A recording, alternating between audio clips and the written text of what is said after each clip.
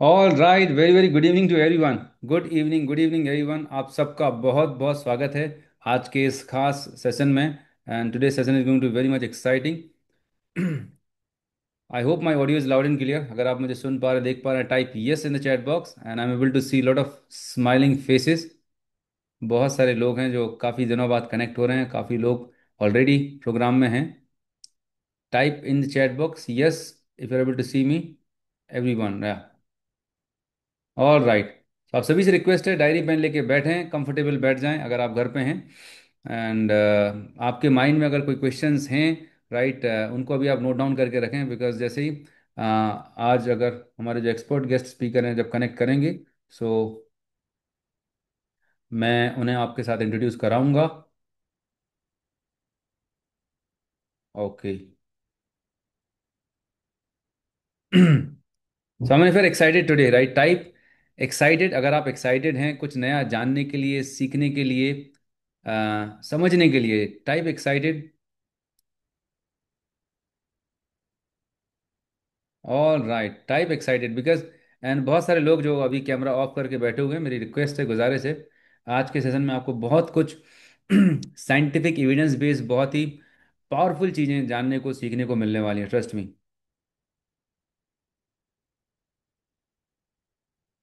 Yes. All right, all right, great.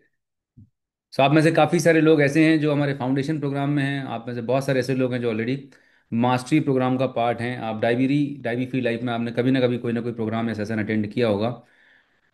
और आज जो हम बात करने वाले हैं, health beyond blood reports, right.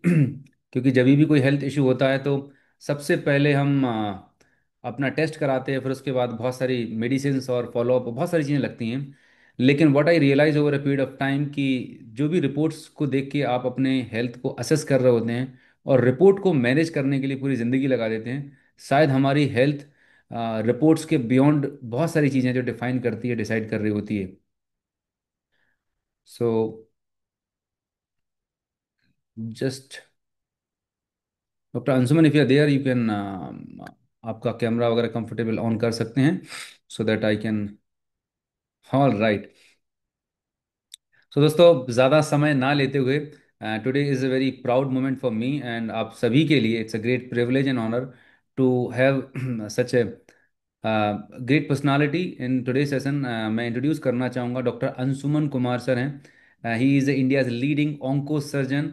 और उनके पास मतलब टाइम लगेगा मुझे बताने के लिए कि कितना बड़ा अनुभव है।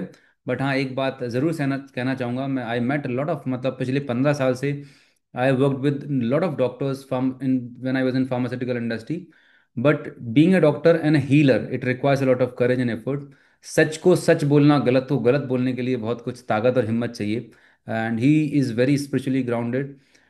और जब लास्ट टाइम मैंने पॉडकास्ट किया, मुझे बहुत कुछ चीज़ें इंस्पिरेशन लगी। मुझे लगा कि शायद मैं मतलब सर जो बोल रहे हैं, जो जिन मोडलिटीज़ के बारे में, जिन मेथड्स, जिन प्रोटोकॉल्स को हम ऑलरेडी अपने डायबिटीज़ रिवर्सल प्रोग्राम में फॉलो कर रहे हैं, वही काफ़ी सारी thought process doctor Anshuman Kumar sir की भी है कि किस तरह से हम अपने लाइफस्टाइल डिजीजेज, राइट, उनको हम रिवर्स कर सकते हैं और एक stress free, diabetes free, medicine free और लाइफ को एंजॉय कर सकते हैं। So, with all your excitement, with all your thunder round of applause, I would like to invite on stage Dr. Ansuman Kumar. Right? So, type. Can we have a round of applause? Virtual. Yes. So, doctor Anshuman sir, आपका बहुत बहुत स्वागत है। आप unmute कर सकते हैं। धन्यवाद अनूप जी। तो और जुड़े हुए जितने लोग हैं, जितने दिग्गज दिग्गज होंगे इसमें, बहुत बहुत सबको सारे को प्रणाम। मेडिकल प्रोफेशनल्स भी हैं, बहुत सारे लोग जी। अलग अलग बैकग्राउंड से भी हैं, कोई इंडिया से, दुबई से, सिंगापुर से। People are from different different areas. लोगों ने ज्वाइन किया है, राइट। तो मैं सबसे पहले सर ये जानना चाहूँगा थ्रू यू, थोड़ा सा आपका journey, right, in medical field, and आपकी क्या एक्सपीरियंस रहा जब आप इस मेडिकल जर्नी में रहे, इन शॉर्ट। फिर मेरा जो सवाल रहेगा, फिर मैं चाहूँगा हमारे कुछ पार्टिसिपेंट्स हैं वो क्वेश्चंस अपने रेडी रखिएगा, हम Q&A भी रखेंगे। बट थोड़ा सा आपकी जर्नी के बारे में बताएं, और आप कैसे नेचुरल और हीलिंग को ज़्यादा बेहतर समझ पाए, और मेडिकल का जो करंट सिलेबस है वो कहाँ तक कंप्लीट है, या उसमें बहुत कुछ चीज़ें करने की ज़रूरत है। Over to you sir. जी जी, धन्यवाद अनूप जी। जैसे इंडिया में मेडिकल सिस्टम, जो एमबीबीएस की पढ़ाई होती है, एक फिक्स फॉर्मेट होता है, एग्जाम्स होते हैं 12th के बाद, क्वालिफाई करते हैं। आमतौर पे जो 17 साल की उम्र में एंट्री होती है, उससे बहुत जानकारी चीजों की नहीं होती है, तो जो हमें पढ़ाया जा रहा है मेडिकल कॉलेज में, हम उसको अक्षरशः सत्य मान लेते हैं और मानना चाहिए कि स्टैब्लिश एक पद्धति है। लेकिन थर्ड ईयर जब हमारी क्लिनिकल पोस्टिंग होती है, जब हम लोग वार्ड में जाते, तब मेरे दिमाग में बात कौनने लगी कि अगर पढ़ाया जा रहा है पल्स, बीपी, टेम्परेचर, रेस्पिरेशन, इसको देख के, ये 5 वाइटल साइन हम लोग बोलते हैं, इसी से कंप्लीट है, तो फिर डायग्नोसिस मिस क्यों हुई, ट्रीटमेंट का असर वैसा क्यों नहीं है जैसा आना चाहिए। तो ये क्यूरोसिटी के तहत मैं ढूंढता रहता था। फिर मेरे एक दोस्त के पिताजी आयुर्वेद के थे, उन्होंने बताया कि तुम्हें अगर इतनी डेप्थ नॉलेज चाहिए तो चरक संहिता पढ़ो। मैंने चरक संहिता पढ़ी। उसमें जब देखा कि चरक ने वर्णन किया है कि 24 गुणों का आकलन कर लेते थे जब मरीज उनके चैम्बर में आ रहा होता। पहले तो आश्रम जैसा होता था, हॉस्पिटल, कॉर्पोरेट हॉस्पिटल जैसा नहीं था। मैंने पढ़ना चालू किया, फिर जहां से जो चीजें मुझे मिली, मुझे लगने लगा हर विधा इसमें इनकम्प्लीट है, अधूरी है, चाहे मॉडर्न साइंस हो, आयुर्वेद हो, या होम्योपैथ हो। तो हमारे लिए जरूरत है कि हर जगह से क्या क्या अच्छी चीजें उसको पढ़ा जाए। चलिए, एमबीबीएस की यात्रा खत्म हुई, पोस्ट ग्रेजुएशन के लिए मैं एएमयू अलीगढ़ आ गया, जो सर्जरी में होती है। फिर कैंसर सर्जरी में पोस्ट ग्रेजुएशन एमसीएच अहमदाबाद से किया, और एडिनबरा स्कॉटलैंड से एमआरसीएस, जो हमारी सर्जरी की डिग्री होती है, क्लासिकल मॉडर्न मेडिसिन का एजुकेशन किया। फिर दिल्ली आ गया, कॉर्पोरेट अस्पताल में काम करने लगा। तो एज ए डॉक्टर मुझे उनकी लैंग्वेज नहीं समझ में आती थी, कॉर्पोरेट की। तो मैंने एमबीए कर लिया। इन्वायरमेंट और इन चीज़ों के लिए मैं सोशली काफ़ी इन्वॉल्व रहता था कि प्रदूषण क्यों बढ़ रहा है, खाने में मिलावट क्यों है, डायबिटीज के केसेस इतने बढ़ रहे हैं, इस पे रोक लगाने प्रिवेंटेबल है, क्यों नहीं लगा। फिर मैं जब अपने दोस्तों को कहता था लीगल ड्राफ्टिंग के लिए, तो उनको लीगल ड्राफ्टिंग आती थी लेकिन मेडिकल नहीं आता था। मुझे मेडिकल आता था लेकिन लीगल नहीं आता था। इस चक्कर में फिर मैंने एलएलबी किया। पोस्ट ग्रेजुएशन फिर मैंने किया योग में, बीएचयू वाराणसी से, ये चलिए डिग्री हो गई। लेकिन आज भी मैं अपने को परिपूर्ण नहीं मानता हूं, ना कभी मैं हो पाऊंगा, ह्यूमनली पॉसिबल नहीं है। इसलिए मैं सिंपली कहता हूं आज भी मैं विद्यार्थी हूं, और जहां जो सीखने को मिलता है मैं सीख लेता हूं। बस इतनी सी बात थी। कई लोगों को लगता है बीइंग ए कैंसर सर्जन आप डायबिटीज, हाइपरटेंशन पे बोलते हैं या करते हैं। उनसे मैं एक ही बात कहता हूँ, शेक्सपियर ने जब किताब लिखी होगी, तो क्या अल्फाबेट पढ़ना भूल गए होंगे, एबीसीडी भूलने के बाद किताब लिखी? तो बेसिक तो हमारी एमबीबीएस है, जिसमें इन चीजों की चर्चा होती है। लेकिन जो क्लासिकल मेडिकल सिस्टम हमारा मॉडर्न मेडिसिन का है, उसमें जो चीजें हमें पढ़ाई गई, क्यूरिकुलम जिसको बोलते हैं, वो हमने पढ़ा। मेडिकल का क्यूरिकुलम डिसाइड करता है अमेरिका। वो जो क्यूरिकुलम मेडिकल का तय करेगा वो पूरे वर्ल्ड में फैलेगा। उसका अमेरिका में क्या पढ़ाया जाएगा क्यूरिकुलम में डॉक्टर को, ये डिसाइड करने में मेजर हाथ फार्मा लॉबी का, फार्मा इंडस्ट्री का होता है। धीरे धीरे करके ये सिस्टम ऐसा होता गया कि फार्मा ड्रिवन, मतलब आप अगर इलाज कर रहे हैं तो ऐसा इलाज कीजिए कि मरीज की दवा चलते रहे लाइफ टाइम, जाना नहीं चाहिए, उनके लिए बिजनेस है। डॉक्टर का रोल डिफरेंट होता है, मेरा मानना है। ऐसा बचा नहीं है। डॉक्टर जो वर्ड था, लैटिन वर्ड से निकला था डॉसियर, मतलब टीचर, शिक्षक। तो डॉक्टर का सच में रोल ये होता था to train, teach the society, make the people living healthy and happily. उसके बाद अगर किसी को बीमारी होती है, तकलीफ होती है, तो उसका इलाज भी डॉक्टर कर दे, ये था। लेकिन अब रोल रिवर्सल में देख ही रहे हैं डॉक्टर का रोल कहाँ चला गया। और एक विधा में नहीं है कि मॉडर्न मेडिसिन में गया, आयुर्वेद में नहीं गया, होम्योपैथ में नहीं गया, हर जगह यही हुआ। चलिए, तो इसको मुझे लग रहा था कि ये मेजर कमी है कि मरीज किसके पास जाए, जो पढ़ा लिखा डॉक्टर है, डॉक्टर जानता है, उसी के पास जाए। उनको सिर्फ दवा की बात कही गई, ये मेजर डेफिशिएंसी थी। फिर मैंने सारा चालू किया। जितनी लाइफस्टाइल रिलेटेड डिजीज है, जैसे hypertension, diabetes, Alzheimer disease, cancer, polycystic ovarian disease, attention deficit disorder बच्चों में होता है, अल्जाइमर डिजीज जिसको भुलक्कड़पन कहते हैं एडल्ट में होता है, इन सब का रास्ता एक ही है, फिर इसके थोड़े थोड़े अलग अलग रास्ते बनते हैं, तो कभी कह देंगे आप डायबिटीज हो गया, कभी कहते हैं कैंसर हो गया, वहां से रास्ता। तो ये कॉमन पाथवे, मतलब आपके शरीर के मेटाबॉलिज्म को डिस्टर्ब करना पड़ेगा आपको बीमार करने के लिए। उसको डिस्टर्ब को ठीक करने में दवाइयों का हाथ नहीं है, या तो उसमें जीवन शैली, दिनचर्या, और मेजॉरिटी 35 से 40% रोल है आपके फूड खाने का, जिसकी ट्रेनिंग, अफसोस बस हमारे मॉडर्न मेडिसिन एमबीबीएस की पढ़ाई में, अमेरिका का आंकड़ा है कि 5 साल की पढ़ाई में सिर्फ 19.6 आवर्स, मतलब लगभग 20 घंटे, हमें न्यूट्रिशन के बारे में पढ़ाया जाता है, मतलब डाइट के बारे में क्या खाना चाहिए नहीं चाहिए। तो 5 साल के कोर्स में अगर डाइट की अहमियत इतनी कम है, तो ये डेफिशिएंट था। डाइटिशियन से बात करें तो उनको डाइट का तो आइडिया है, लेकिन मेडिकल का आइडिया नहीं था, तो अलग इनकॉम्पिटेंट थे। इन्हीं चीजों को फिर मैंने जोड़ना चालू किया कि कैसे इसका समाधान किया जाए। और समाधान में उसको कहता हूं कि कोई भी तकलीफ के लिए मरीज आया आपके पास, इलाज हो जाए और उसको लाइफ टाइम दवा ना खानी पड़े। एक्चुअल इलाज यही है। कुछ चीजों में पॉसिबल नहीं है, माना जा सकता है, लेकिन ऐसी समस्या, डायबिटीज, हाइपरटेंशन, इनकी समस्या ऐसी नहीं है। मेरे पास क्वालिफाइड इतने डॉक्टर हैं, क्योंकि मैं कैंसर सर्जन हूं, इसलिए प्रोफेशनली मैं मुझे उचित नहीं लगता है कि ये काम मैं करूं कि डायबिटीज की क्लिनिक चलाऊं। लेकिन डॉक्टर जो डायबिटीज के लिए दवा ले रहे थे, हाइपरटेंशन की दवा, उन सबका रिवर्सल कराया, और आज वो 14 साल 15 साल से डिजीज फ्री हैं। तो डॉक्टर का मैंने इनिशियल एग्जांपल दिया, नॉट डॉक्टर का भी किया है, लेकिन डॉक्टर तो पढ़ा लिखा है, उसको आप थोड़ी कोई बाबा थेरेपी चूरन भस्म करके ये करेंगे। मैं साइंस समझा के मैंने उनका इलाज किया, और बाद में उनको यही आश्चर्य हो रहा है कि हर जगह लिखा हुआ है मॉडर्न मेडिसिन किताब में कि डायबिटीज क्रोनिक प्रोग्रेसिव डिजीज, मतलब आ गया तो ये सेंटेंस टू लाइफ हो गया, पूरी जिंदगी आपको इसके साथ जीना है, और प्रोग्रेस करेगा। प्रोग्रेस भी कैसा, आज डायबिटीज के लिए एक दवा चालू की, 2 साल बाद इसकी ताकत कम हो गई, दूसरी ऐड करी, डोज बढ़ाई, करते करते करते अल्टीमेटली आपको इंसुलिन पे ले गए। ये सारा जब कर रहे थे, तो ठीक क्या हुआ? ऐसे मरीजों को फिर हार्ट अटैक क्यों हुआ, किडनी खराब क्यों हुई, आंखों की दिक्कत क्यों हुई, स्ट्रोक क्यों हुआ? आप तो ट्रीटमेंट कर रहे थे। अफसोस बस, ये जो क्लासिकल ट्रीटमेंट डायबिटीज का चल रहा है, अच्छा स्पेसिफिक कहता हूँ, डायबिटीज टाइप 2 डायबिटीज, मतलब इंसुलिन डिपेंडेंट, टाइप 1 की बात नहीं कर रहा हूँ जो बचपन से जेनेटिक है। तो उसमें हुआ क्या कि आपने जो ट्रीटमेंट कर दिया, अगर एंड प्रोडक्ट वही रहा, तो बेसिकली आपने ब्लड रिपोर्ट की का इलाज किया, इंसान के डायबिटीज का इलाज ना किया। ब्लड रिपोर्ट में ग्लूकोज आपको दिख गया कि कंट्रोल हो गया, ये रिपोर्ट नॉर्मल हुई, और उसी रिपोर्ट को आप फॉलो करते रहे, इंसान को तो फॉलो नहीं किया।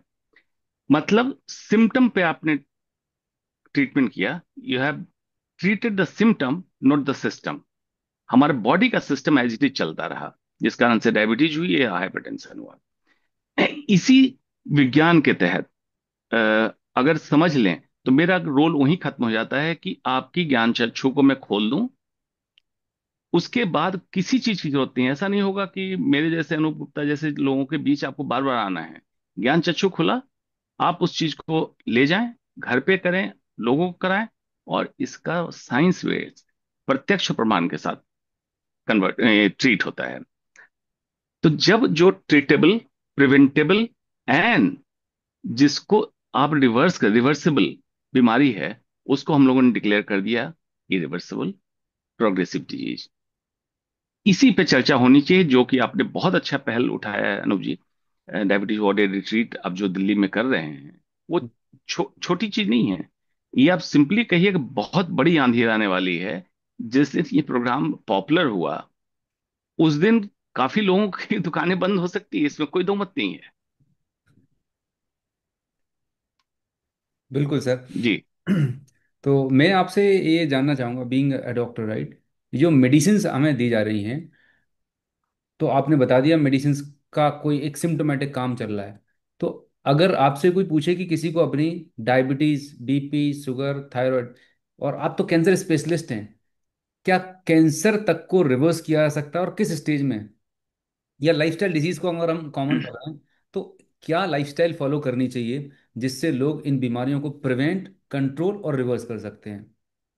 बिल्कुल। कैंसर के बारे में सबसे पहले बताता हूँ, बाकी सबका कॉमन है। जी। कैंसर जब तक क्यूरेबल है, क्यूरेबल हम कहते हैं, स्टेज 4 इनक्यूरेबल हो जाता है। स्टेज 4 मतलब एक अंग से उठ के कैंसर शरीर में हर जगह फैल गया। स्टेज 1 2 3 क्यूरेबल है, रिवर्सिबल है, लेकिन उसमें कैंसर बदनाम क्यों है? दोबारा हो जाने के लिए।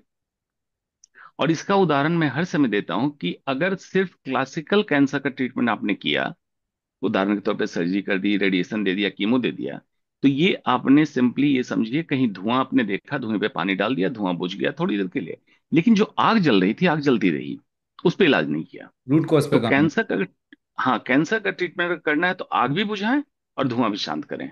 अगर दोनों करें तो संभव है। अब कुछ लोग इसको ऐसे फॉल्स क्लेम क्या करने लगे कि सिर्फ डाइट ठीक करके हम कैंसर क्योर कर देंगे। तो अगर दूसरे पेंडुलम दूसरा तरफ चला गया, सिर्फ डाइट कंट्रोल कैंसर ठीक नहीं होगा। डाइट कंट्रोल, लाइफस्टाइल चेंजेस की जरूरत है उस आग को बुझाने के लिए, कि दोबारा कैंसर ना बने, या जो व्यक्ति स्वस्थ है उसको कैंसर ना हो, उसको डायबिटीज ना हो। इसमें इन चीजों का अहम रोल है, इसमें कोई दो मत नहीं। तो मैं जानना चाहूँगा क्या रूटीन, क्या लाइफस्टाइल होनी चाहिए, एक बेसिक जो आप सजेस्ट करते हैं, आपका फ्रेमवर्क, एक ओवरव्यू जिसको लोग जो अभी आए हैं ऑलरेडी हमारे यहाँ पे तो सीखते ही हैं, बट आप के द्वारा कही गई बात को और ज़्यादा सीरियसली लेंगे और समझेंगे, शायद रिलेट कर पाएँ। जी। क्योंकि डायबिटीज पे ज्यादा है तो उस पे पहले चर्चा कर लें। Type 2 diabetes. जी। अब टाइप 2 डायबिटीज में बेसिक प्रॉब्लम, इंसुलिन सभी को मालूम होगा जो डायबिटीज को फेस करते हैं। पैंक्रियाज एक हमारे ऑर्गन है बॉडी में, उसमें बीटा सेल्स होता है, उससे इंसुलिन निकलता है। इंसुलिन का सिंपली काम है ब्लड, सर्कुलेटिंग ब्लड ग्लूकोज, इसको कम करना, लो करना। इंसुलिन को आप कह सकते हैं कि एक एनर्जी स्टोरेज का मंत्र है, गुड़ यही इंसुलिन है सेंटर में। तो जब भी आप अपने खाने में कोई ऐसी चीज करें जिससे ब्लड ग्लूकोज की मात्रा बढ़ी, इंसुलिन बढ़ेगा और उसको कम करेगा। तो इंसुलिन एक साइड इंपॉर्टेंट हो गया। दूसरा क्या करेगा, इंसुलिन को बार बार बढ़ना पड़ रहा है, तो टाइप 2 डायबिटीज में सेकंड प्रॉब्लम है इंसुलिन रेजिस्टेंस। जितने डोज पे इंसुलिन से अभी ब्लड ग्लूकोज कम होके मांसपेशियों में, लिवर में पहुंच जाता था, अब उस डोज में कम नहीं हो रहा है। क्यों? ऑर्गन पे इंसुलिन के खिलाफ रेजिस्टेंस, विरोध आ गया। अब इंसुलिन की डोज बढ़ानी पड़ी। और डोज कैसे बढ़ेगी? पहले पैंक्रियाज अपने आप कोशिश करता है, फिर डॉक्टर जो दवा लिखते हैं वो इंसुलिन के सेक्रेशन को और बढ़ा दे। मतलब उस घोड़े को ऐसे समझें कि जो घोड़ा थका हुआ था, पैंक्रियाज, उसको और चाबुक मार रहे हैं और तेज चलो, ज्यादा काम करो। एक दिन पैंक्रियाज एग्जॉस्ट हो गया और दवा से स्विच ओवर कर गए इंसुलिन पे। फिर इंसुलिन बढ़ाने का एक काम हुआ, रेजिस्टेंस खत्म करने का काम नहीं हुआ। तो टाइप 2 डायबिटीज में मेन प्रॉब्लम है हाइपर इंसुलिनेमिया, मतलब इंसुलिन का स्तर बढ़ा रहना, लेकिन सर्कुलेटिंग ब्लड ग्लूकोज भी बढ़ा रहना। इसके पीछे रीजन क्या हुआ? Insulin resistance. अब इसको समझने के लिए सिंपल है, आप जहन में जो भी दर्शक अभी कर रहे हैं, जहन में बांध लें कि ग्लूकोज इंसुलिन का क्या रिलेशन है, एक दूसरे से संबंध क्या है। आप अपने आप डायबिटीज रिवर्सल चालू कर देंगे। जो भी फूड आप लेंगे, अगर उसमें ग्लूकोज की मात्रा बढ़ी, ग्लूकोज शुगर का एक टाइप है, दूसरा टाइप है फ्रक्टोज, और जो कॉमन शुगर चीनी है उसमें सुक्रोज। सुक्रोज में एक मॉलिक्यूल ग्लूकोज, एक मॉलिक्यूल फ्रुक्टोज है। तो जब भी कोई खाना आप लेंगे जिसमें ग्लूकोज की मात्रा बढ़ी, इंसुलिन आएगा, उसको चाहेगा ब्लड में कम करो, और रिपोर्ट जो नॉर्मल रेंज देखते हैं उसमें ला दो, सेल के अंदर ग्लूकोज में भेज दो। अब दिनचर्या में जो बदलाव की जरूरत है, क्या जरूरत है कि इंसुलिन का स्पाइक, मतलब इंसुलिन की मात्रा जो तेजी से ऊपर बढ़ती है, ये इतनी तेजी से न बढ़े, स्लो बढ़े।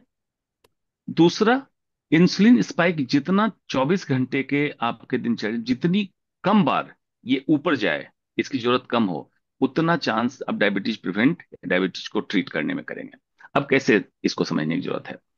कोई भी खाना हम खा रहे हैं, उदाहरण के तौर पे कार्बोहाइड्रेट, कॉम्प्लेक्स कार्बोहाइड्रेट जिसको कहते हैं, चावल, आलू, गेहूं, इसमें कॉम्प्लेक्स कार्ब है। एक, एज इट इज शुगर खा रहे हैं। तो जैसे एज इट इज हम मीठा खाते हैं, शुगर खाते हैं, बॉडी को सिग्नल मिलता है, ग्लूकोज सडन बढ़ता है, और उस सडन इंक्रीज को लिवर इतना तैनात नहीं होता है कि उसको हैंडल कर ले। अब एक्स्ट्रा ग्लूकोज जो आया, इंसुलिन निकला, इसको कन्वर्ट किया फैट में, मतलब ऑर्गन मिल गया, ऑर्गन ने कन्वर्ट किया इसको फैट में, और आपको मोटापा बढ़ा दिया। तो आप देखते होंगे डायबिटीज के रोगी जो इंसुलिन लेने लगते हैं वो मोटे होने लगते हैं। तो एक तरह से ये मकड़जाल हो गया, मोटापा से डायबिटीज, और डायबिटीज के ट्रीटमेंट से मोटापा। तो मतलब आप एक मकड़जाल में फंस गए। तो खाने में पहली कोशिश ये करनी है, नो शुगर और low sugar, number one. Number to, खाने का पहला निवाला आपका फाइबर जाए, जिसमें साग सब्जी सलाद, इसको खाएं। कारण ये आपके आंत की सतहों को, चादरों को एक बैरियर प्रोटेक्शन का काम देगा। इसके पीछे आपने खाया प्रोटीन और फैट, दाल, राजमा, छोले, जो भी जो पसंद करते हैं, और साथ में फैट। प्रोटीन भी टूट के फाइनली ग्लूकोज बनेगा, लेकिन इसका एब्जॉर्प्शन स्लो और टूट के ग्लूकोज बनना स्लो। तो इंसुलिन को पीक होने के लिए टाइम मिला, और थोड़ा थोड़ा निकलता रहा तो लीवर हैंडल कर लिया। और फाइबर, फैट, प्रोटीन, देन अगर खाना है तो कार्बोहाइड्रेट। कार्बोहाइड्रेट मतलब चावल, गेहूं, इस तरह की चीज। उस पर चर्चा करेंगे कि क्या खाना नहीं खाना है। ये भी कॉम्प्लेक्स कार्ब लास्ट में ले, ताकि इंसुलिन लोड ना बढ़े। तो तो इसमें जो पहली दिनचर्या का हिस्सा ये करें कि सुबह जगने के बाद तुरंत जो स्नैकिंग करते हैं, कॉफी, टी, बिस्किट जैसी चीज, उसको बंद कर दें।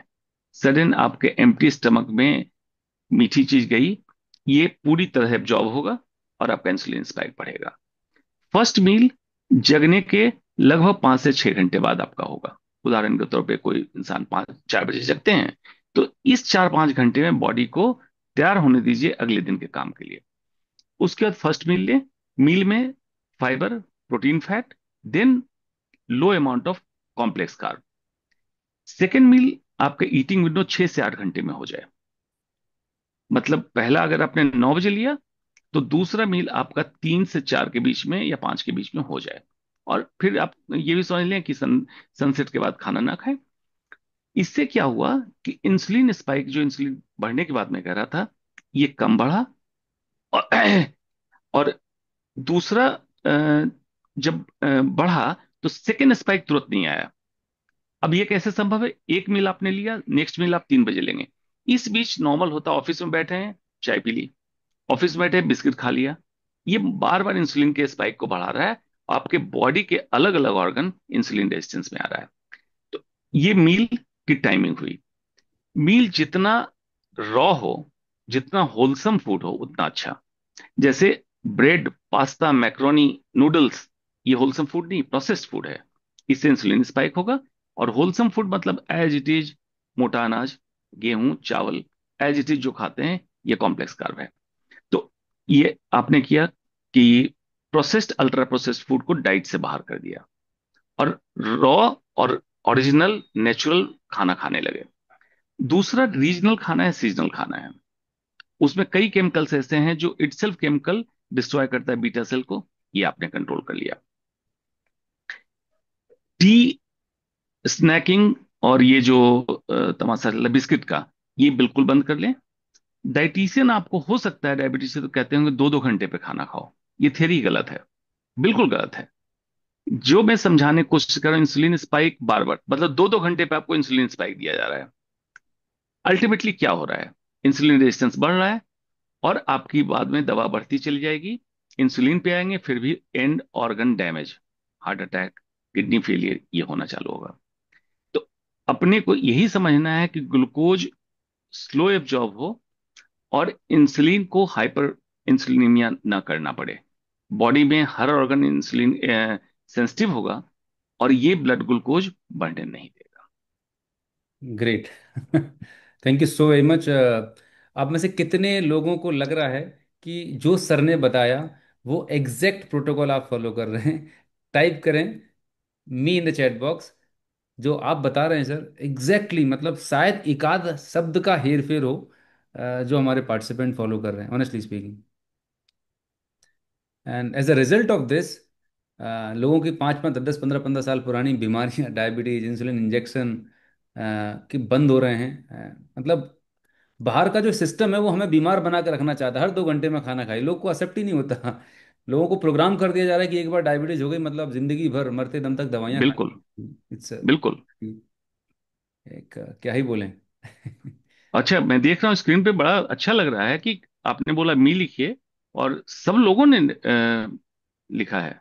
जी मतलब आपसे मेरा कोई डिस्कशन नहीं हुआ होगा, लेकिन बिल्कुल। रैंडम क्वेश्चन हाँ हाँ हाँ हाँ। आप ये देखें मतलब तो हाँ, मुझे अच्छा लग रहा है कि ये इतने जागरूक हो जाएं, इतनी जागरूकता हो जाए, जी। तब तो इनको लगेगा कि जो कह दिया गया था आज तक वो सारी बातें गलत है, कि डायबिटीज रिवर्स नहीं हो सकती है और लाइफ टाइम आपको दवा खानी होगी। लेकिन अनूप जी, इसके लिए भी तैयार रहिएगा आप, क्योंकि फार्मा इंडस्ट्री में काम कर चुके हैं। ये तो कहेंगे हमारे दुश्मन आ गए हैं, लोग कहाँ से मिल रहे हैं एक दूसरे के साथ। सांच को आँच किया, और जब आपका साथ है नहीं, जस्ट एक नहीं लाइटर नोट पे मैंने बोला। नहीं, बिल्कुल बिल्कुल।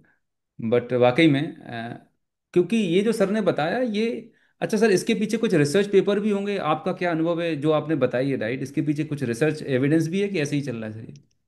बिल्कुल साइंटिफिक, जो मैंने बोला, मॉडर्न मेडिसिन के साइंटिफिक रिसर्च पेपर पे बोला। लेकिन समस्या क्या है, इस चीजों को पब्लिक डोमेन में नहीं आने दिया जा रहा है, डॉक्टरों के लिए इजी एक्सेसिबल रिसर्च नहीं है, क्योंकि फार्मा का प्रेशर होता है कि इसको अगर तुमने जागरूक कर दिया तब तो मुसीबत आ जाएगी, दवाइयां बंद हो जाएगी। डॉक्टर जैसन फंग कनाडा के डॉक्टर हैं, जी। इंटरमीडिएट फास्टिंग पर उन्होंने काफी काम किया। एग्जैक्टली जो फिलॉसफी हम लोग कर रहे हैं, वही फिलॉसफी उनकी है।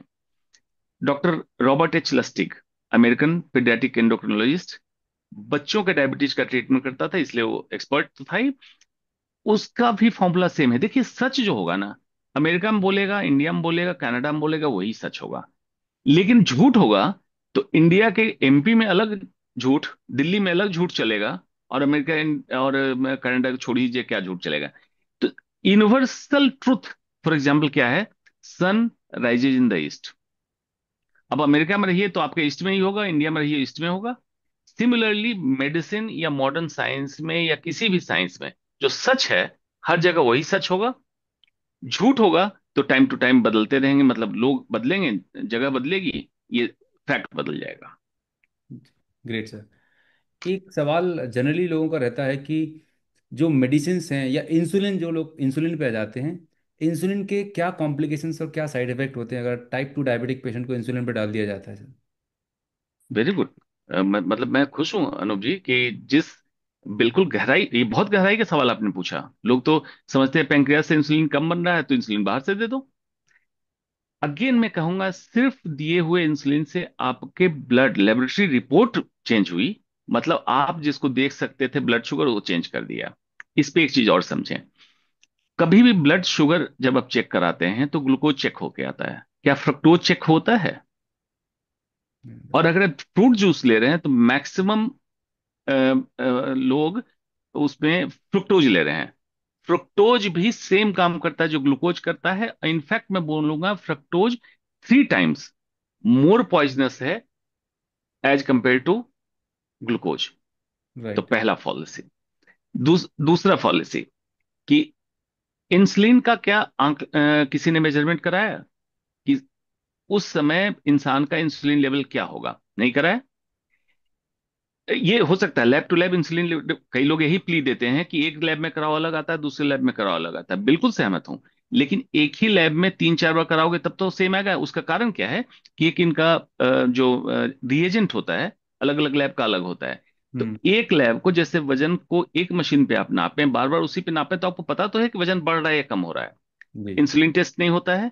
इंसुलिन टेस्ट हो तो पता चल जाए कि इस मरीज को टाइप 2 डायबिटीज, हाइपर इंसुलिनीमिया है, इंसुलिन बढ़ा हुआ है, इसलिए इसलिए इंसुलिन ना दें।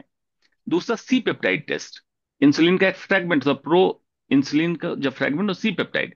तो जितना इंसुलिन बढ़ेगा उतना सी पेप्टाइड बढ़ेगा। अब जब इस टेस्ट ही नहीं किया तो आपको पता ही नहीं है, ब्लड रिपोर्ट आप टेस्ट करते जाएं।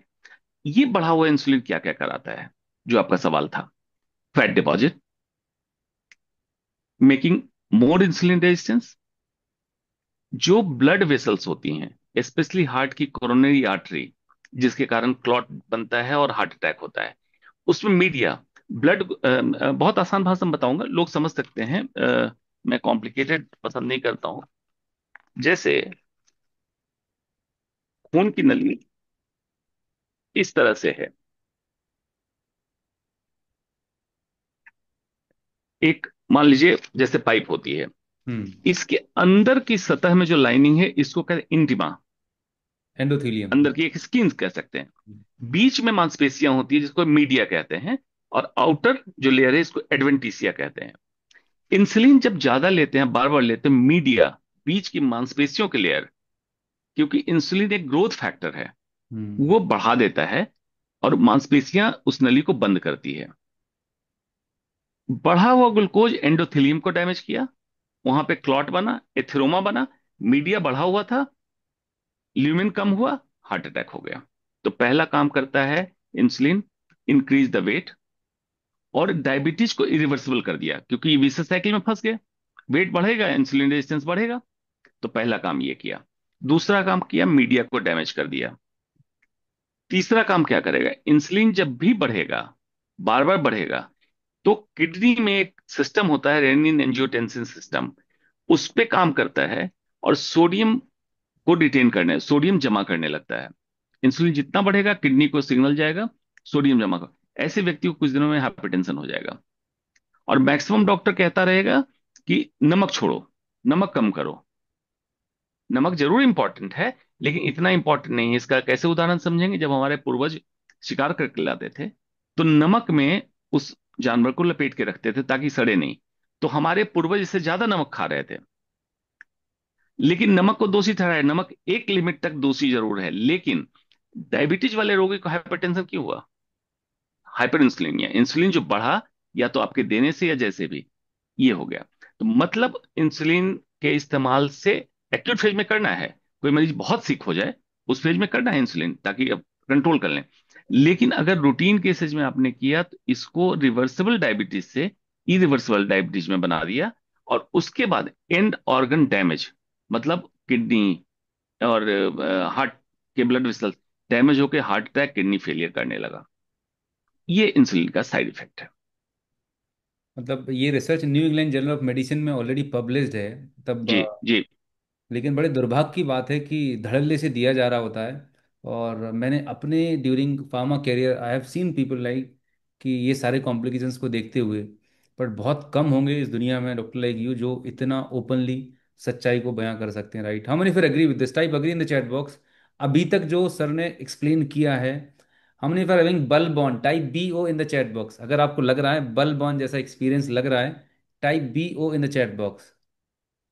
This is a harsh truth, कड़वा सत्य है, लेकिन समझना पड़ेगा। हमारा पर्पस, मैं एक ही बात बोलता हूँ कि इस प्रोग्राम में अगर आप हैं, नहीं भी हैं, जहाँ कहीं भी हैं, हमारा पर्पस है आपको एजुकेट करना, एम्पावर करना। ना कि कोई गोलियां, दवाइयां, सप्लीमेंट, मशीनें लगाना कि ये लगा लो, ये मार्केटिंग गिमिक्स करना, बिल्कुल नहीं है। क्योंकि एक बार आप एम्पावर्ड हो गए, तो ना सिर्फ आपकी ज़िंदगी बेहतर होगी, बल्कि आपके पूरे परिवार को आप टेक केयर कर पाएंगे, having right fundamental knowledge and education. Great sir, great, thank you so very much. इस पे भी काफी काफी रिस्पॉन्स, मतलब काफी लोग लिख रहे हैं। यस बढ़िया। यस, ये बिल्कुल, क्योंकि मेरा पूरा प्रोग्राम ही लोगों को एजुकेट करने पे, साइंस बेस्ड, एविडेंस बेस्ड चीज़ों पे मैं बात कर रहा होता हूँ। एंड आपका उपस्थिति से आज ये बोलें कि एक अप्रूवल हो गया। ये मेरा। नहीं, बढ़िया है, बढ़िया। जी जी। ये नहीं, अच्छी सबको। बात है, और इस तरह का काम कर रहे हैं, इतने लोग जुड़े हुए हैं। मैं जी तो बड़ा खुश हुआ देख के, मुझे लगता था कि अकेले शहर में मैं ढिंडोरा पीट रहा हूँ। काफी लोग जुड़े हुए हैं। जी जी। ये अनूप साहब, ये बिल्कुल एक health should become a cult, एक रिलीजन हो जाना चाहिए। कि बिल्कुल। आज इंसान परेशान है, पता नहीं चल रहा है कि बीमारियां बढ़ क्यों रही। कॉमन इंसान की बात कर रहा हूँ, डॉक्टर को तो पता है। और जी अस्पताल पे अस्पताल खुलते जा रहे हैं, उसके बेड भरे हुए हैं। ये जी। कैसा प्रोग्रेस, या कैसा देश सफल हो रहा है, विकास हो रहा है ये? इंसान कमा के पैसे को वेंटिलेटर पे जाके खर्च कर रहा है। तो हमें ये कोशिश करना चाहिए, हमारे देश में अधिकतम लोग स्वस्थ कैसे रहें। स्वस्थ रहेंगे तभी प्रोडक्शन करेंगे, अदरवाइज रिप्रोडक्शन करेंगे, आबादी बढ़ती जाएगी। और बिल्कुल। उसके बाद जो हमारा यूथ है, वो बीमार ना पड़े। आज यूथ में डायबिटीज इतना कॉमन हो गया। तो इन चीजों को हमें ध्यान दे के एक कल्ट की तरह, कैंपेन की तरह आप ले चलिए, और लोग जुड़ेंगे। लोगों को जरूरत है, लोग जानना चाह रहे हैं, क्रेडिबल इंफॉर्मेशन दो कोई। Right, very true. तो अब मैं चाहूंगा हमारे पार्टिसिपेंट से, आपके मन में कोई ऐसा प्रश्न है, बिल्कुल ज्वलंत प्रश्न जो आपको परेशान कर रहा है, जो आप डॉक्टर अंशुमन सर से आंसर चाहते हैं, कोई specific question, right? Be very specific. कोई जेनरिक नहीं कि मैं डाइट में क्या ले लूँ, फल लूँ कि नहीं लूँ, राइट, ये सब आपको जी, बताना है। चंद्रशेखर जी लिख रहे हैं, prevention is always better than cure. बहुत अच्छी बात लिखी है। Very nice. बिल्कुल सच है। तो अपना कोई क्वेश्चन है, क्वेरी है रिलेटेड टू डायबिटीज या इसके कॉम्प्लिकेशन से रिलेटेड, कोई भी मेडिकल रिलेटेड क्वेरी है, जो लगता है कि आप सर से आंसर क्वेश्चन करना चाहते हैं, type your question in the chat box. For next 5 minute हम क्वेश्चन लेंगे, फिर आगे का प्रोसेस हम बढ़ाएंगे। कोई भी किसी भी तरह की क्वेरी आपको लग रहा है कि ये क्वेश्चन है, स्पेसिफिक क्वेश्चन है रिलेटेड टू योर हेल्थ और lifestyle, how to reduce, yes, हमारे doctor B K Katiyar sir हैं सर, और उनको बहुत अच्छे रिजल्ट्स हैं, उनको भी मैं कनेक्ट करता हूँ, doctor B K Katiyar sir, 1 minute. Katiyar sir मैं आपको लाइन पे ही लेता हूँ just. He is like, Katiyar sir, क्या बात है, मैं स्क्रीन पे ले लिया है, कानपुर से हैं, and is yes sir. Sir आपका गुड इवनिंग सर। थोड़ा दे दें। कटियार सर गैस्ट्रिक सर्जन है सर, और हाँ प्रोग्राम हाँ फॉलो यस। कर रहे हैं काफ़ी टाइम से। 4 4 मंथ सर हो गए हैं आपके साथ। जी, और 10 kg, मैं डॉक्टर साहब को बताना चाहूंगा जो डॉक्टर साहब बोल रहे जी। हैं, जी, जी। I have lost 10 kg from 78.8 to on today I am 68.8, and बहुत बढ़िया। my visceral fat is quite normal from, जो विसल फैट 12 के आसपास थी वो 7 के हम्म। रेंज में आ गई है। And it is a very scientific program. Visceral fat खत्म हुआ है, और as a doctor I know very well. And subcutaneous fat भी लगभग 3.75 kg कम हुआ है। हम्म। ग्रेट। उस वेट लॉस में कुछ मसल लॉस भी है, मसल मास हम्म। का, बट वो आगे डाइट से और चीजों से, एक्सरसाइज से गेन करेंगे। बट अभी जो एपिरेंट जो दिख रहा है वो सेलुलर लेवल पर जो है विसरल फैट और जो है सबक्यूटेनियस फैट कम हो रही है, जिसके चलेगा। कारण ऐसा लगता है कि जो ये प्रोग्राम है वे बिल्कुल साइंटिफिक है। और एक ना एक दिन हम अपने नॉर्मल बॉडी वेट को जब अचीव करेंगे, that day hmm. the all medicines are left, and we become a diabetic barrier and left hmm. all the great. medicine for throughout life सही। and save our important organs. चलेगा। Between these 7 days, I have seen a lot of patients जो कि मेरी speciality में आते हैं, but उन diabetes के कारण अभी पिछले हफ्ते मैंने देखा कि कई सारे लोगों को एम्पुटेशन की दिक्कत है, कई लोग वेंटिलेटर पे थे।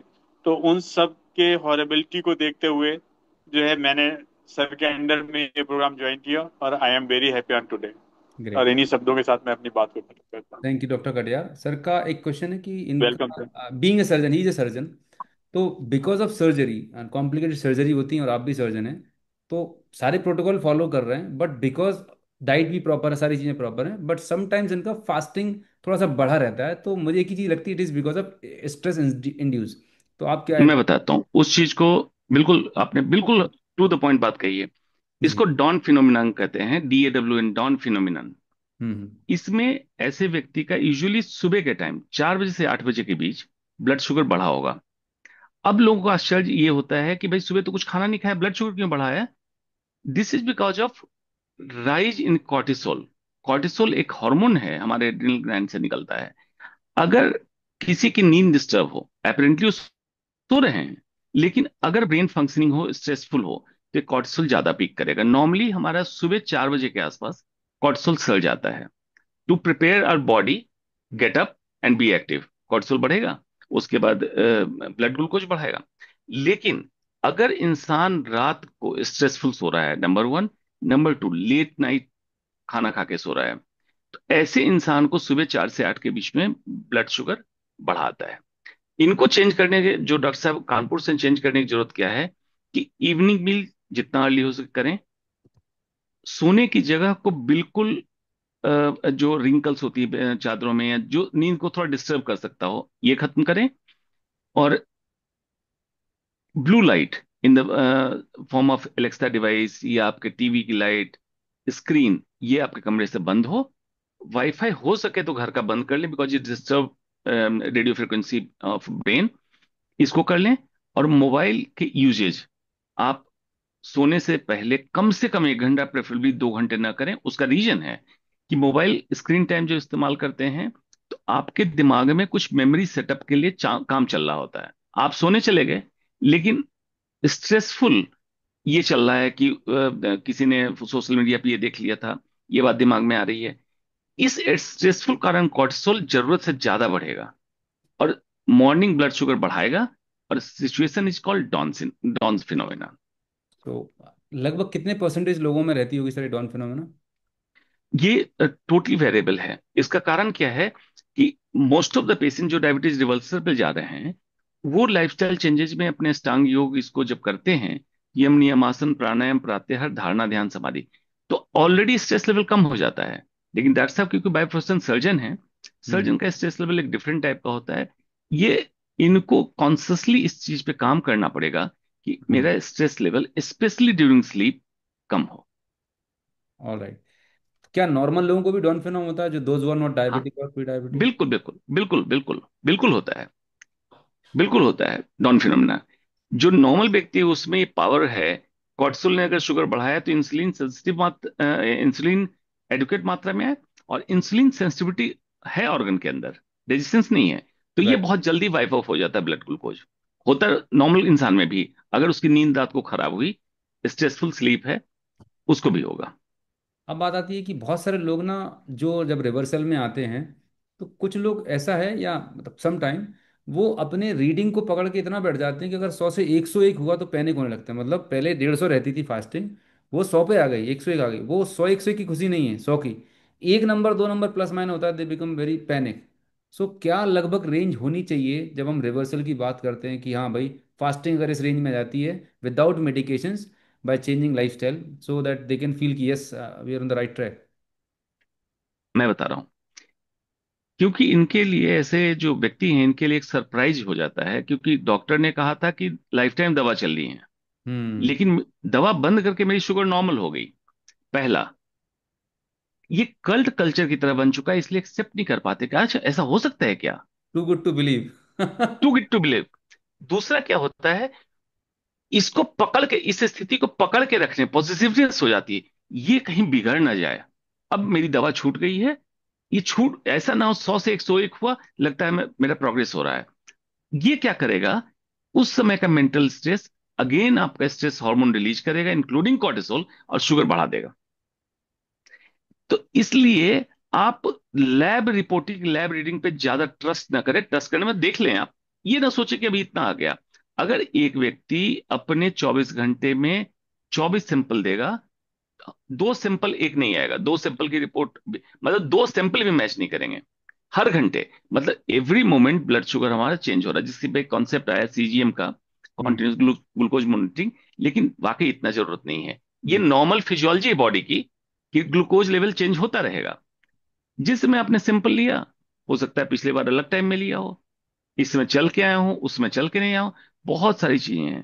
तो इसलिए 2025 तक के वेरिएशन से आप डिस्टर्ब बिल्कुल ना हो। ये बॉडी का नॉर्मल फिजियोलॉजिकल मैकेनिज्म है।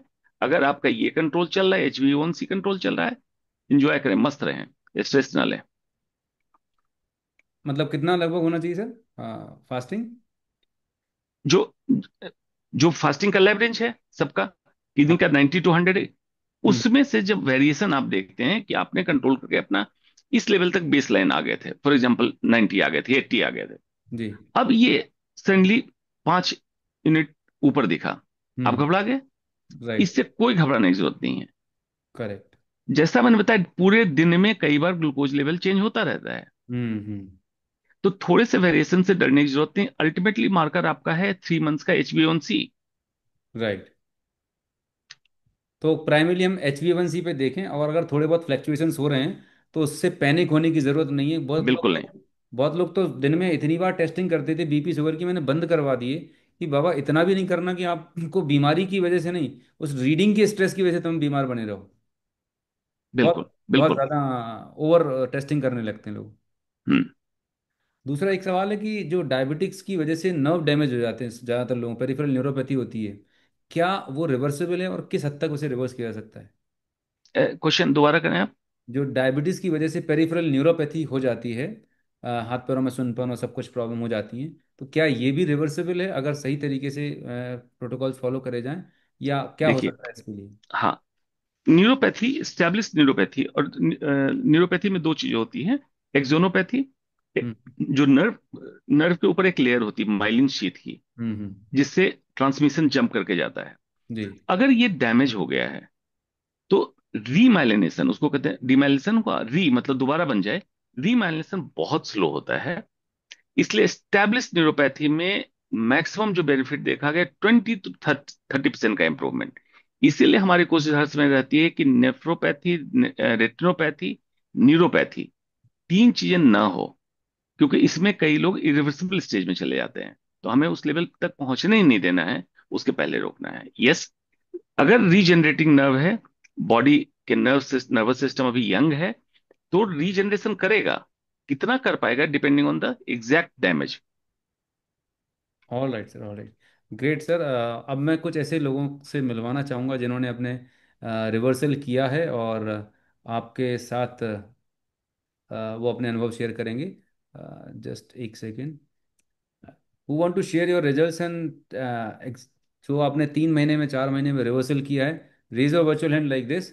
और आपसे आपके सक्सेस स्टोरी को सुनना चाहेंगे, एंड वो इम्पैक्ट देखेंगे, एंड क्या बेस्ट पॉसिबल रिजल्ट हो सकता है। Prajwal, can you please unmute the person, जो जिन लोगों को हमने बात कही थी, जो लोग जैसे Rakibul Haque, PK Das, if you are there you can unmute. Sir good evening sir. Good Prashant evening. जी, आप अपना वीडियो ऑन कर सकते हैं। Are you there? Yes sir. Good हाँ। Evening sir. Good evening. Good evening. बताएं सर, आपकी जर्नी कहाँ से स्टार्ट किया है and what's sir the progress. जब किया था सर मेरा 9.5 था सर, मेरा HbA1c सर। और पाँव में जो झुंझुनाहट होती सर, ये भी प्रॉब्लम थी सर। 5 मेडिसिन लेता था सर। तीन तो सर मॉर्निंग पे एक सर, एक मेडिसिन 3 बार सर वो शुगर का, और रात को एक सर वो ब्लड प्रेशर का। Sir I am taking all, I remove it sir. मेरा ब्लड प्रेशर शुगर सारे ठीक हो गए sir. I am following all your things diet sir. जिससे सर मैं एक्चुअली मेरा मेडिसिन सारे बंद हो गई, और जो पाँव में झुंझुनापड़ था वो क्लियर हो गया। मैं एक सिंगल मेडिसिन भी नहीं लेता हूँ sir. Amazing. And very comfortable. I am 59 sir, energetic, and also ready to work for another 5 more years। Also got elevated sir. ये नेगेटिव माइंड जो था ना सर, वो ठीक हो गया। जो बोले सर मेंटल स्टेट भी ठीक हो गया सर। और very happy and very energetic. Thank you so much sir. Great great. Amazing. अब कितने अनूप जी टाइम? देखिए, जैसे इन्होंने इन्होंने जिक्र किया जी। कि पाँव की झुनझुनी ठीक हो गई, तो मतलब बहुत स्टार्टिंग फेज का न्यूरोपैथी, मतलब टिंगलिंग स्टेट, उसको बोलते हैं टिंगलिंग स्टेट था, इनका रिवर्स हो गया। जैसे अपने ब्लड शुगर कंट्रोल किया, रिवर्सल हो गया। लेकिन कंप्लीटली डैमेज होने के बाद रिकवरी थोड़ी मुश्किल हो जाती है। और इन्होंने ये भी पूछा था, मसल जो एट्रोफी होती है डायबिटीज में, हाँ हाँ। वो रिवर्सिबल है या नहीं है। सेम फिनोमिनन है कि किस एक्सटेंट तक डैमेज हुआ है, मतलब एट्रोफी हुआ है। लेकिन अगर न्यूरोपैथी को मायोपैथी को कंपेयर करें, मतलब मसल के, मायोपैथी मतलब मसल से रिकवरी बेटर एंड फास्टर है एज कंपेयर टू न्यूरोपैथी। तो जब भी डायबिटीज रिवर्सल की बात करते हैं, तो ओब्वियसली एक systematic plan, customize exercise plan देते हैं, ताकि उन मांसपेशियों को, खास करके long muscles and broad muscles of the leg and hips, इसकी हम एक्सरसाइज कराते हैं। क्योंकि ये इतनी बड़ी मसल है, एक तो बीएमआर के लिए रिस्पॉन्सिबल है, दूसरा इंसुलिन इसमें पंप कर लेता है अपने ब्लड ग्लूकोज को मांसपेशियों के खाने के लिए। तो आपका रिवर्सल बेहतर, एट द सेम टाइम जो मसल एट्रोफी होने लगी थी, एक्सरसाइज के बाद रीगेन करने लगती है। Great sir. रकीबुल, आप बताएं, आप जब शुरुआत किए थे प्रोग्राम तो क्या स्थिति थी, और अभी कैसे? हाँ सर, मैं जब प्रोग्राम शुरू किया था तब मेरा HbA1c था 10.89। तो अभी 20 दिन पहले मेरा टेस्ट हुआ गुवाहाटी थायरो केयर में। तब मेरा रिपोर्ट आया, आपका 6.4 आया सर, महीने में। कितने ड्यूरेशन में? कितना टाइम हो गया आपको? रकीबुल, कितना टाइम में आया ये रिजल्ट आपको? सर 1.5 महीने में आया। ओके, जब शुरुआत किया था प्रोग्राम तो कितना फास्टिंग और पीपी था आपका? मेरा पीपी था 316, और फास्टिंग था मेरा 160 के बराबर और अभी कितना आ रहा है फास्टिंग फास्टिंग था। पीपी? फास्टिंग में सर कभी कभार 97 आता है, 96 आता है, 98 आता है, और पीपी आता है। एक दिन आया था सर, पीपी 98 आया था। Great great. और एक दिन आया 117, एक दिन आया आपका 108 चलो सर। बहुत ही अच्छा है। कॉन्ग्रेचुलेशन, बहुत बहुत बढ़िया। बहुत बधाई आपको। बहुत बढ़िया अनूप जी। देखिए थैंक्स सर। इन्हीं का देखिए थोड़े बहुत वेरिएशंस इनके फास्टिंग और पीपी दोनों में चल रहा है।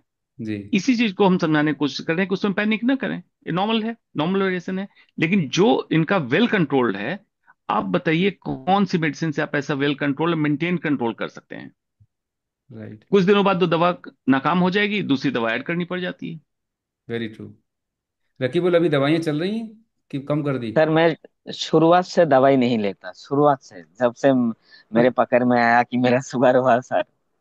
क्या बात है, वेरी नाइस। कॉन्ग्रेचुलेशन। बहुत अच्छा कर रहे हैं आप, वेल डन।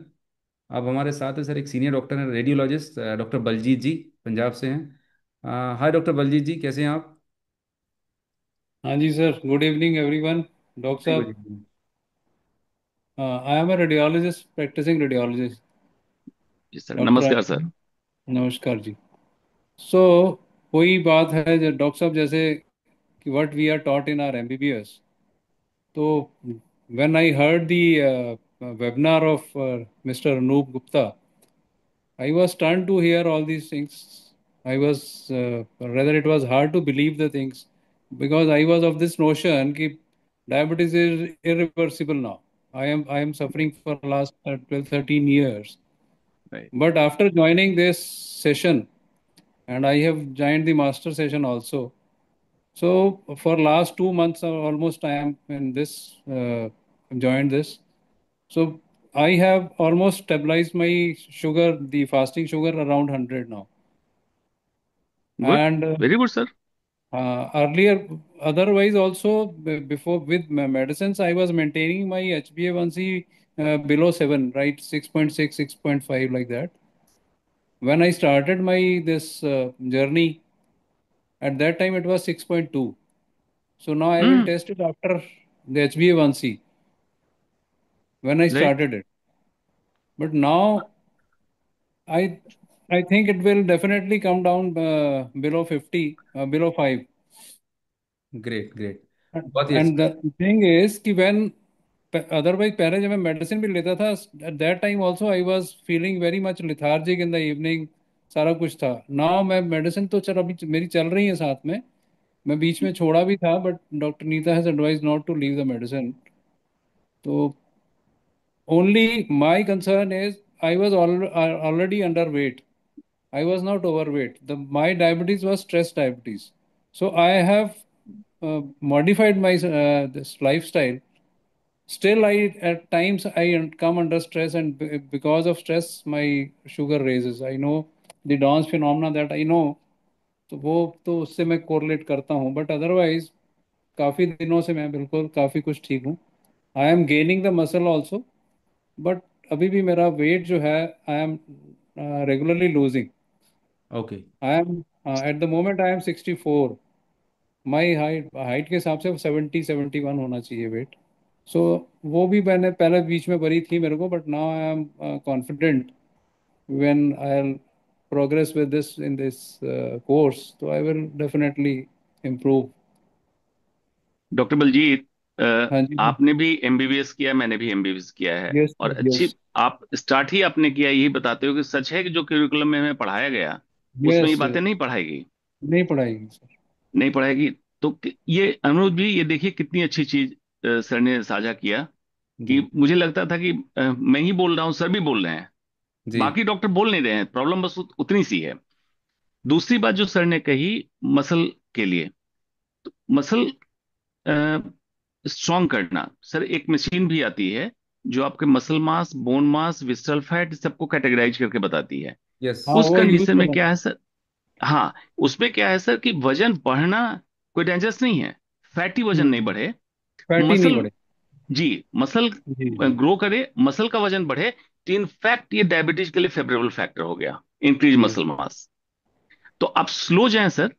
और दूसरा, आप डॉक्टर हैं, मैग्नीशियम सप्लीमेंट, यूजुअली मैंने देखा है कि इसमें मैग्नीशियम डेफिशिएंट होते हैं लोग। Yes yes. हाँ, तो इसको एक कर लें, आपके सप्लीमेंट करेंगे। मैग्नीशियम सप्लीमेंट हो सके तो ऐड कर दें। और यस। उसके बाद मसल मास के लिए एक्सरसाइज और सारी चीज, प्रोटीन ये लें। वो गेन हो जाएगा, hmm. And that will support you for life time. Right.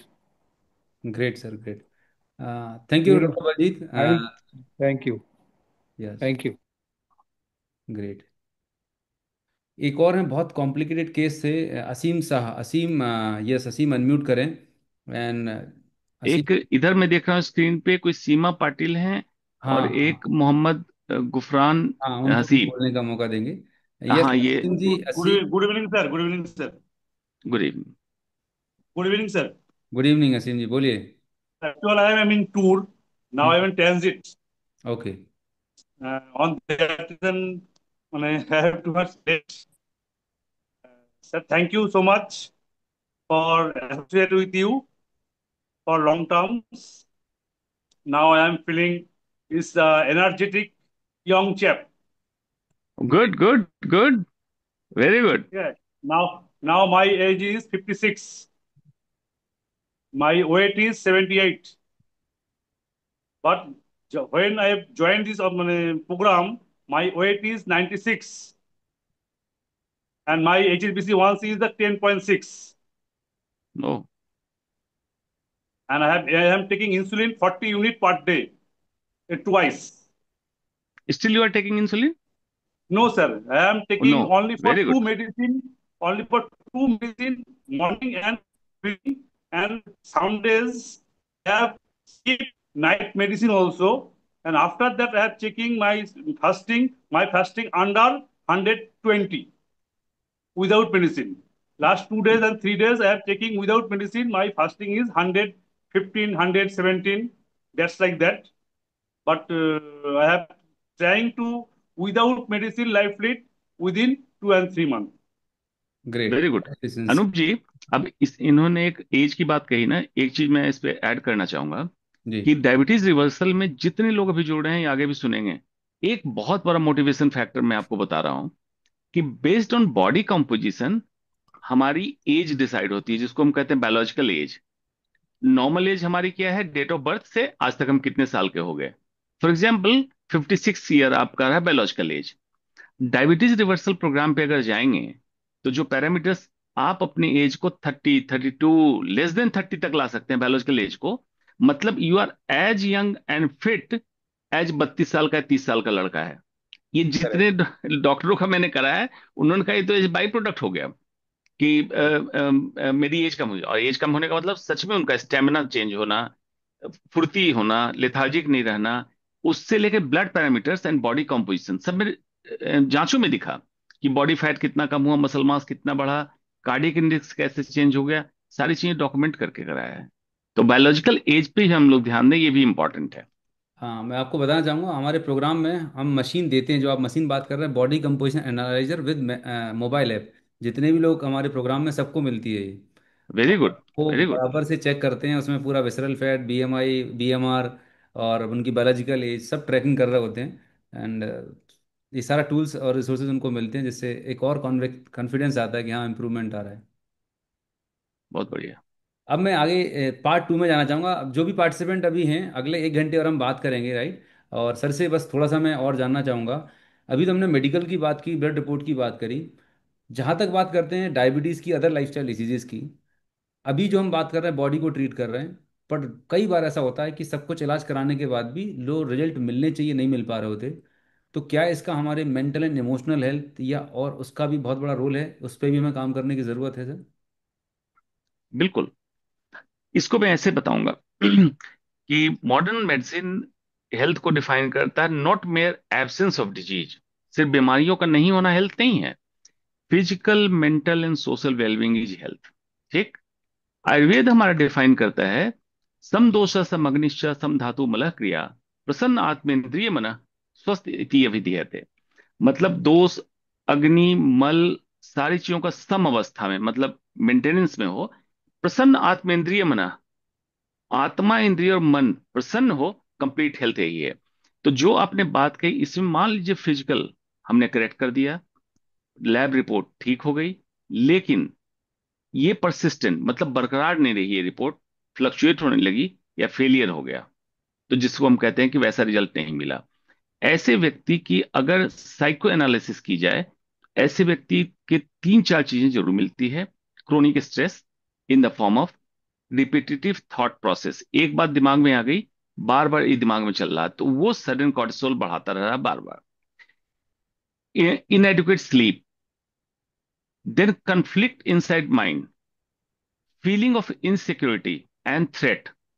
जैसे उदाहरण के तौर पे हमारे पूर्वज जब जंगल में रहते होंगे, तो जिसमें शेर आ जाता सामने, वो स्ट्रेस फैक्टर हुआ, कॉर्टिसोल बढ़ा, ताकि ग्लूकोज ज्यादा बढ़े।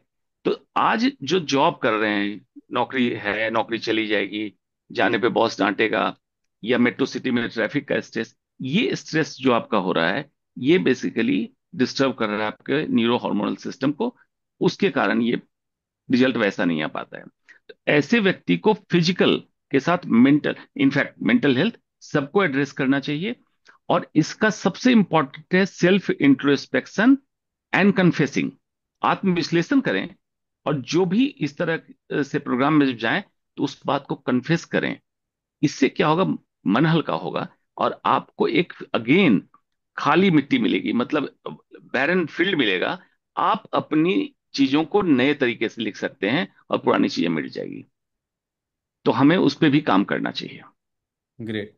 Thank you so very much doctor Anshuman sir, आपने अपना वैल्यूबल टाइम निकाला और बहुत लोगों को आज एजुकेट किया, एम्पावर किया। So I am really thankful for your valuable time. और अब थैंक यू मैं सो